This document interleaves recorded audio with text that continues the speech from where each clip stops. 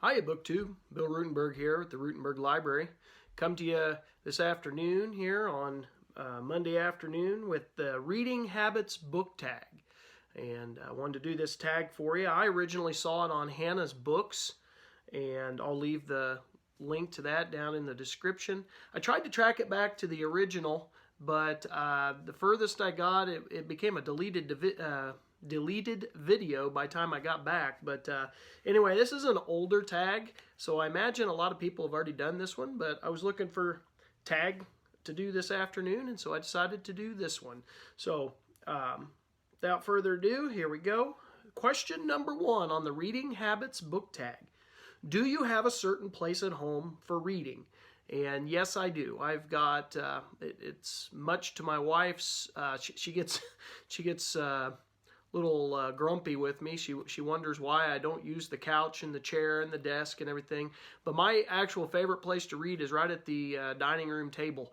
I like to read there in the mornings, and you know, I read there for a couple hours before I head to school, and that's just always been my favorite spot. But I also do in the afternoons. I like to read on the couch or in this chair, and then in the evening times I'll read in bed. But typically the reading in bed doesn't last very long. As I've mentioned in other videos, the older I get, the more I tend to fall asleep when I lay down. So yeah, the dining room table is my favorite place to read. So question number 2, bookmark or random piece of paper? I prefer a bookmark. I like to have a bookmark, but that does not mean that I won't use just a random piece of paper if I can't find my bookmark. But typically I like to use bookmarks. I've shown in other videos some of those that I like to use. Ticket stubs from old ball games, you know, stuff my daughters made me at school.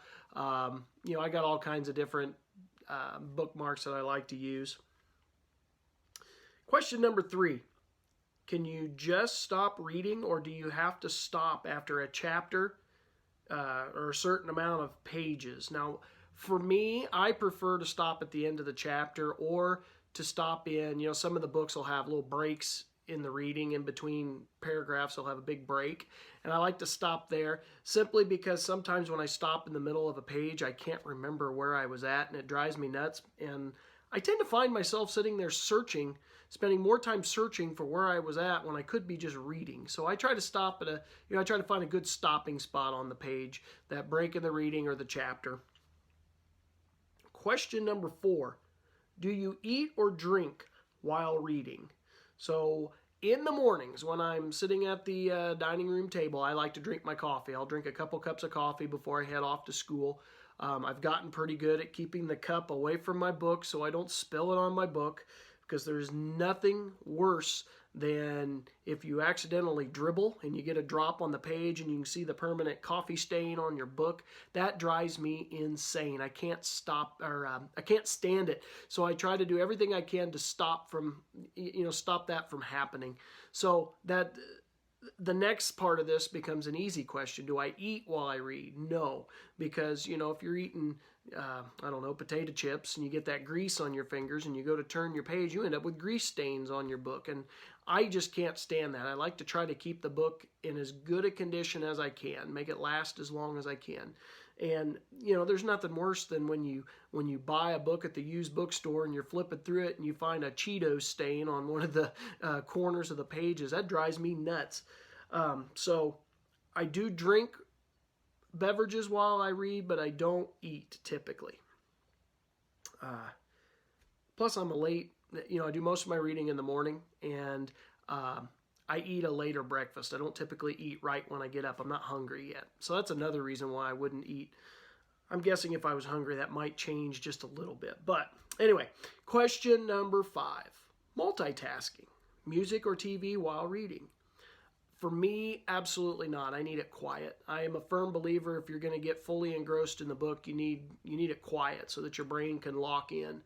Now, I've got kids at school that they listen to music all the time while they are reading, and for me, I tend to question whether they're actually, you know, fully engrossed in the book if they are trying to listen to stuff while they are reading. I find that, and I know some people think it works. I don't. I like it quiet. I like to try to zone in on the book. So question number 6. One book at a time or several at once? For me, I usually have several books at once sitting on the table here beside me. Now, I try to concentrate on one book, but there's just mornings when I wake up and I just don't feel like reading about that, And so, like, I'll have a fiction book and then a couple, 3 different nonfiction options. And, if it's a morning where I just can't concentrate at all, I'll pick up the fiction because I don't always have to concentrate fully on my fiction. But my nonfiction, I want to be locked in. And so I try to pick those mornings when I can lock in. But, I'm not always, Civil War, I just don't feel it this morning. Let's go read about, something else. And so I usually have several at once. I do try to zero in on one, but I always have other options. What's the use of having a lot of books if you can't use them as options, right? So let's see. And I know my daughter and I have had that conversation also. She can't read more than one book at a time, and she always is amazed that I can keep my stories straight and everything. But I've just never had any problems with that. So, number 7, reading at home or everywhere. Now, most of my reading is done at home. Like I said, in the mornings at the dining room table. That's where I like to do most of my reading. I do like to read outside every once in a while in the summer if it's not too hot. I read at school. When I go to my daughter's, like her singing events and stuff, there's usually a lot of time in between events. And I'll take a book then and I'll read. So I guess I read everywhere. Most of it's done at home, but I do read everywhere. Reading out loud or silently in your head. Most of my reading is done in my head. I like it real quiet so that I go through stuff in my head. But if it is one of those mornings where I'm having troubles concentrating and I want to get zeroed in on a book, I do read aloud to myself or quietly to myself. And there is something to that, and that method really helps me lock in on my book, especially on those mornings when I'm just having troubles with concentrating. Question number 9. Do you read ahead or even skip pages? Absolutely not. I can't do that. I think that spoils, if it's fiction, it spoils the story, spoils the thing at the end. I never do it with my nonfiction either. Now, my wife, on the other hand, she's totally opposite. She goes and reads the last chapter first, and I'm like, so what's the point of reading the previous 400 pages if you're going to go read the last 25 right off the get-go? But that's just her. She always laughs about it. I can't do that. I never do that.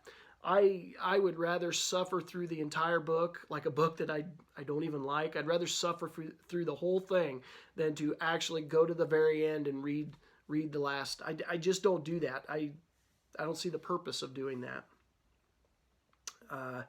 Question 10. Breaking the spine or keeping it like new.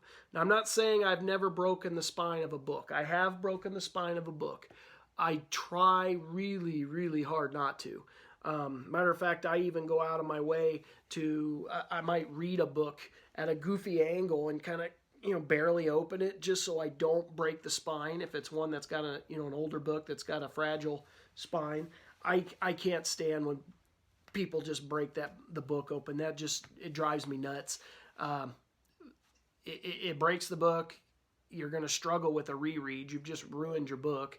And, when you're spending money on something, why ruin it?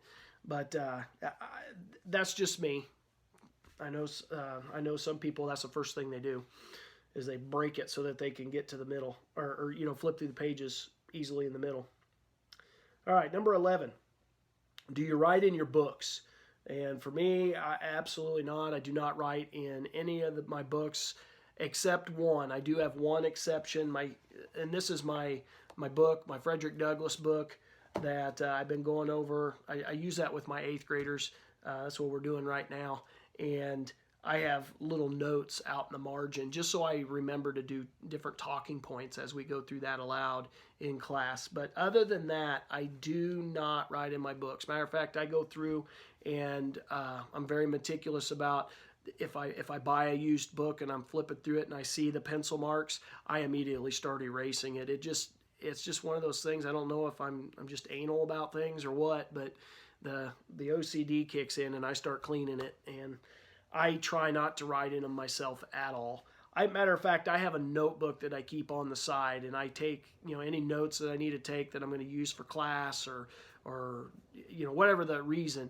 I take those in a notebook, and then I even go after that, after the notebook's all filled up, I go back and I actually type them into the computer so that I could keep them. I have a little program on my computer called Evernote, and it really does a nice job of filing. You could file it with your book or as notes. You could tag things. You can put all kinds of things in there with your notes, and I find that to be extremely helpful. So I use that instead of writing in my books. And then the last part is who do you tag? Now, because this is an older tag, and I know a lot of people have already done it, I'm going to tag anybody and everybody who has not done this tag yet. That's how I'm going to do it. I know that's pretty cheap, but that's what I'm going to do because I know most people have done this one. So this is the Reading Habits book tag. I hope you enjoyed this. Hope you stayed with me. So BookTube, you have a great day.